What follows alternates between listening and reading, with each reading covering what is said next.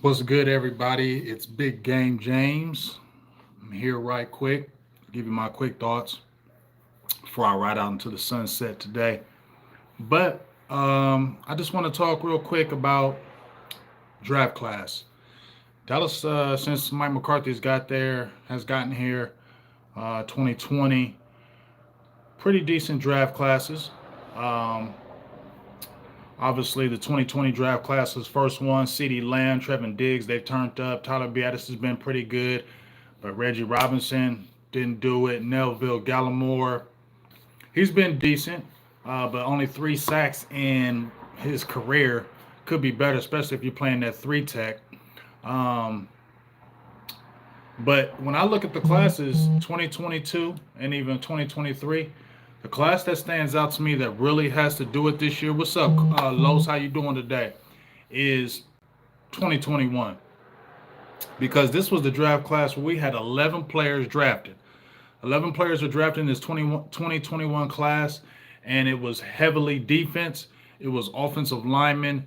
And if Dallas wants to continue to take that next step, which I love the way the team, let me be first of all and say I love the way the team is headed. I love the way they are doing it. I love McCarthy and Dan Quinn working together. I like the staff. I like the offense, how they put it together.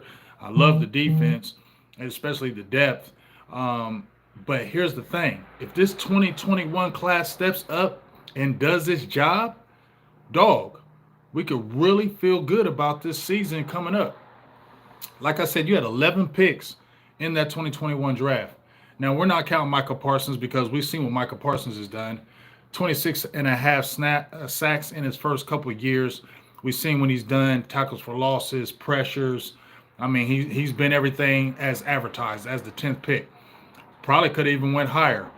But when we look at those other guys, besides Osa Ogadazua, he's had 6 sacks in his first couple years, and he's played the zero, he's played the one, he's played the three, he's played all over along that line. He's been a little bit undersized. So, considering he's been undersized his career already, you like what he's brought to the table.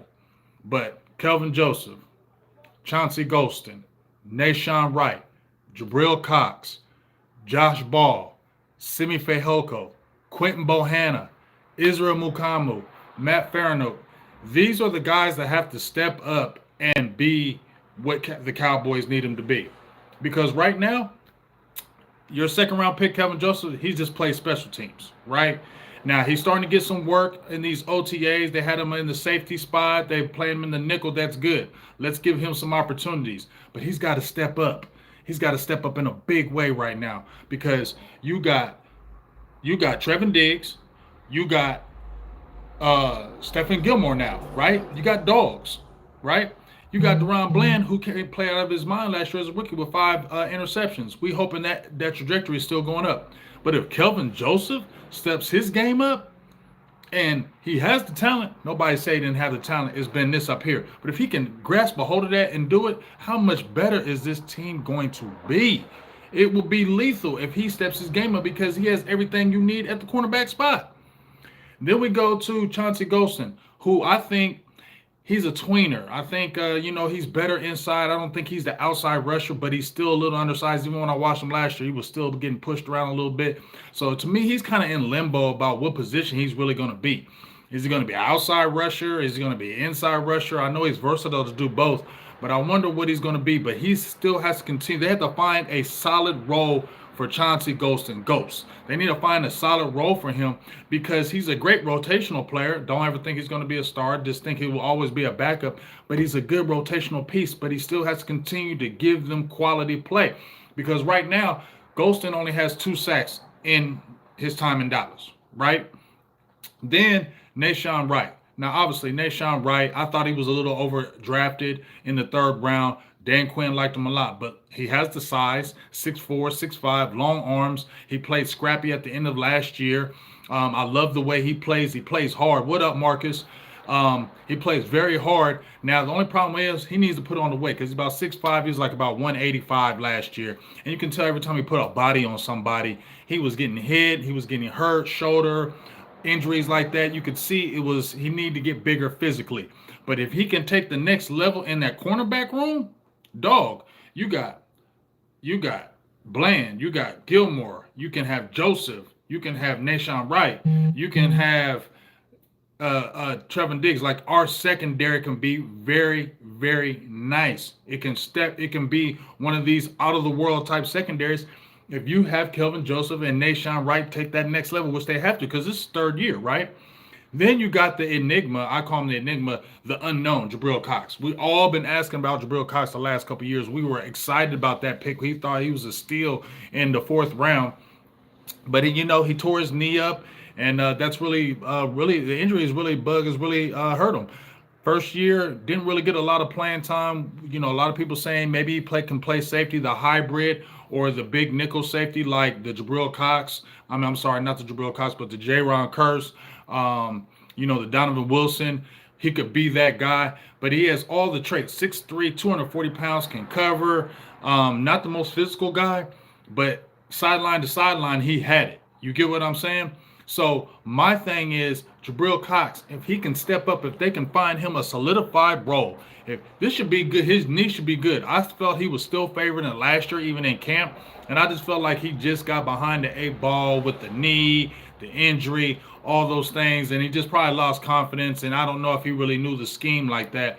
But dog, if he can step his game up, man, how as a linebacker, you already got Damone Clark, who we're excited about. You're bringing back LVE. He played better. We know Parsons. He'll probably be flexing back and forth. And then let's see what Devin Harper brings to the table. You get what I'm saying? I think they still got the kid from Texas. But man, if Jabril Cox can take that next level, dog. Like I said, if each one of these players at these positions can take the next level, this team will be lights out, dog. Like, it will be lights out. Josh Ball, a lot of people we have all hated on Josh Ball, right? When Nate Newton came out and said Josh Ball, he's just not a good player, everybody ran with it, right? But Josh Ball didn't play his rookie year, right? Josh Ball last year, he really didn't even get no work last year. He played a little bit in the preseason, and that was it. So they decided, you know what, you're probably not the tackle. Let's slide you in at guard. You can be a stronger guard than maybe a tackle because your footwork isn't that great. You're not the fastest guy on the feet. Maybe if we slide you inside, maybe you'll be better. He's already started getting reps at guard with the first team with the guys in OTAs. Zach Martin resting. Him and Fairnook are getting reps at left and right guard, right? Because they're trying to find a position for them because obviously tackle is probably not going to be it. You know who your tackle is in Tyron Smith, right? He's probably going to be your backup, your flex guy. We know Terrence Steele is your right tackle whenever he gets fully healthy. And we love to keep Tyler Smith at the left tackle. So really, there ain't really no position for him. You can put the kid, let's go, who could probably be your flex on either side as well. But they want to find a spot for these guys because they drafted them. And this is year 3, and they just don't want to throw these guys away. So Josh Ball, Matt Fairnook, both getting, what's up, T Smooth? Both of those guys are getting reps at guard positions. If they step their game up, we're feeling good. Because remember, we had Connor McGovern, who I wasn't hating on. I thought Connor McGovern had a pretty good year. Okay? Yes, he wasn't all world. He wasn't great. But considering the year before, people said he was absolute trash and garbage, and he came back this season and played that left guard very well. Okay? He wasn't a world beater, but was our offense terrible with Connor McGovern at left guard? No, it wasn't. And he was an average left guard, right? And then we saw Connor Williams, right? He was our left guard for 2 to 3 years, right? He leaves Miami, doesn't even play guard. He plays center, and because one of the top centers in the league, okay? So right there, that tells you we didn't have bona fide top-notch guards at the guard position, but we still had a good offensive line, and we still had a damn good offense. You feel me? So if those two guys can step their game up, we feeling good about that because that helps the offensive line. It can keep your dogs where we want them. We want to keep the Tyler Smith at left tackle, Terrence Steele at your right tackle. Those are your bookends. We finally got bookends right now. And cool, let's put Tyron Smith at the flex. Either way, he can play left or right. That's great. And then you don't have to worry about Tyron Smith and relying on him to be your guy because he's aging. He's not that guy anymore. At this point, he needs to really be a bench player coming off the bench. But at the end of the day, you got bookends now. Flex those guys at the guard position, and if they work out, man, Dog, you feel good right there. Then Simi Fehoko, another receiver in the mix who we've been talking about. Is he going to play tight end? Is he going to be a hybrid? Is he going to play receiver? They're trying to find a spot for him. Patrick No C Walker, shout out to you, dog, said he was getting a lot of work at second team and first team going against Gilmore. We've heard this story before, but he has the size, 6'4" and a half. He has the speed, got the body type. Dog, I've been saying Simi Fehoko is nothing but a camp body. But I'm hoping and I'm trying to put the good juju on these guys because if Simi Fehoko steps up, how much better is it? How much better is that when you got a 6'5" guy can play in the slot? How much better is that if you got a 6'5" guy can play in the slot and can play a hybrid position for you? Okay, you got Brandon Cooks, you got Michael Gallup, you got CeeDee Lamb. You're hoping Jalen Tolbert takes another leap in year 2, right? You can play some Turpin, but if Simi Fehoko, who's a big body receiver who can play in the slot, can play, how much better is that offense going to be, right? And then Quentin Bohanna, Big Bo. I mean, I like Bohanna, okay? Now, he was drafted in the 6th round, but we knew he was. He wasn't a big pass rushing defensive tackle, right? But he's a stuffer. He lost a little bit his way his first year, because he wanted to get his stuff together, put a little bit back on. I like you to go back to that 340, 350 Big Bo because guess what? He does have a little bit of pass rushing ability, but this is year 3. Usually those big guys take a little bit of time. This is year 3 now. Hankins, Bohanna. It was better when those two were in the lineup. You couldn't move it. Now you got Mozzie coming in the fold. Bohanna, if he continued to step his game up and he can be a plugger with a little bit of pass rushing ability, bro, this team, this defense, this is what we need. And you can bring along Mozzie a little bit slow if Bohanna steps his game up. You feel me? You get what I'm saying? And then Israel Mukuamu, right? He's been on the YouTube circle. Shout out to my guys out there who got the great interview with him. Hey, Israel Mukuamu, he came on last year, right? He played safety, he played corner, so he's a flex guy. But he was 6'4" playing in the slot. What? Now, we got some big ass corners. Diggs is 6'1". Gilmore, I think he's about 6 foot. Mukuamu, 6'4". Bland, like 6'1", 6'2". Kelvin Joseph, 6'1". Nashawn Wright, 6'4". We got big guys and they're long, and they got speed, right? But Israel, if he can build on what he did last year, what? That defense secondary can be lights out. Listen, if Israel, Nashawn, Kelvin Joseph all play up to their ability and take their game to another level, that secondary room is going to be crazy. If Big Bo takes a next step, that D line can be crazy because you already got Hankins who made the team better, and then you got a big boy in Mozzie Smith who's athletic, who can play a lot of snaps. How do you not get excited about that? If Simi Fehoko can take another step, that's a 6'4" and a half receiver that can play slot for you. How are you not going to be excited? That's another weapon in your offense. Josh Ball, Matt Faranoot, if those guys can solidify this guard position, they don't have to be super great. They don't have to be these elite guys. Just like we talked on our show Wednesday, Coach Marv said it. Rarely do you have 5 guys that are all elite. You're going to have maybe 2, maybe 3 that are really good and the other guys are okay. You're probably usually going to have probably like 2, and the other guys will be okay, but they know how to blend. We don't need Josh Ball and Matt Faranoot to be great, okay? We don't need them to be great, okay? We need them to be good. We need them to step their game up and do their job.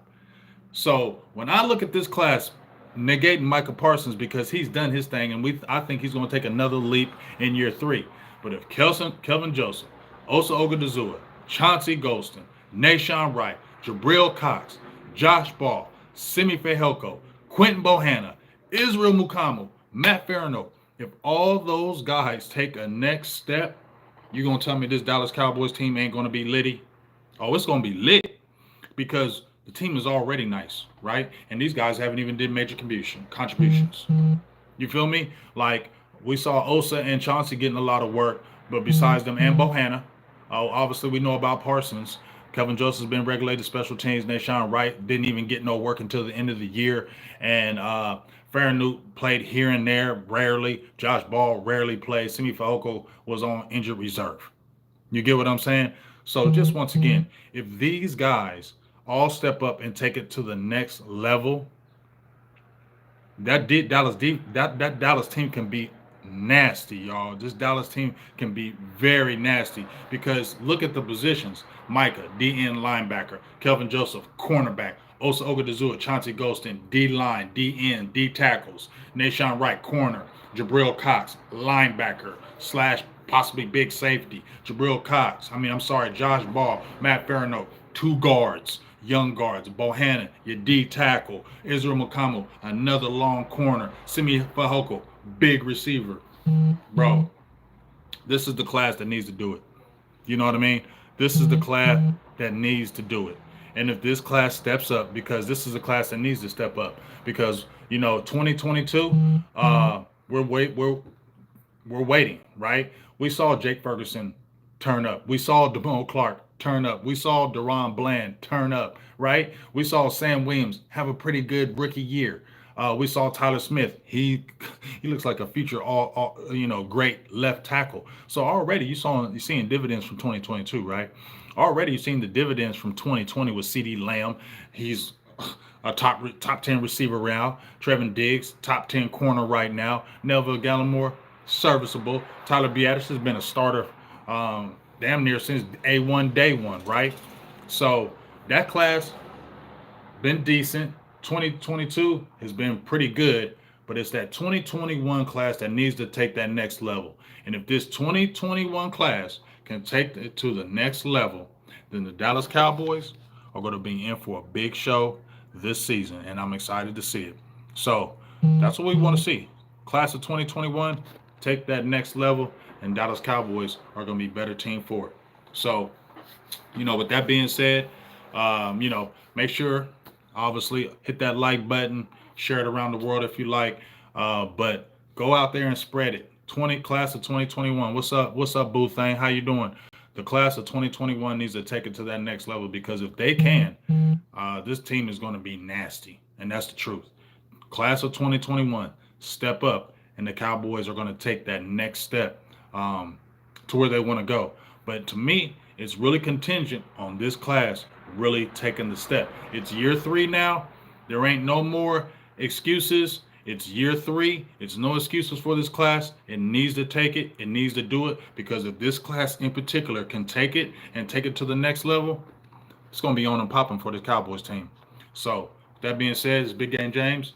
I may go live this weekend. We'll see. But get ready for it to get lit next week. OTAs are in the book. We'll talk more about that. I got some videos dropping. What's good, I got some videos dropping and some funny videos. You'll like them. These ain't the video breakdowns like everybody you've seen in the streets, right? What's up, Marcus Callaway? These ain't the video breakdowns you've been seeing in the streets, right? My guys have been killing it out there. Boss Cowboys, OC, J Tug, DMV. You know those guys have been killing it, eating those videos. But I'm gonna show a little different thing with my videos. We're gonna have a fun time, you feel me? We're gonna have a good time, you feel me? Some of y'all ain't got that all 22, so we just gonna watch it and show it from a fan perspective and have a good time with it. Get those awesome breakdowns for them. You come over Big Game James, we're gonna kick it and have a good time. So make sure you start watching these videos. I got one I started, but we're really gonna take it to another level, okay? And I really want y'all to support those videos. And I think you'll like them. But this is Big Game James. We'll be talking to you soon. Go Cowboys Nation, and happy Memorial Day to you. Shout out to all the veterans out there. Shout out to everybody. Be safe in these streets. It's crazy out there. So take care. Be safe. And we'll talk to you soon. Big Game James. I'm out. Peace.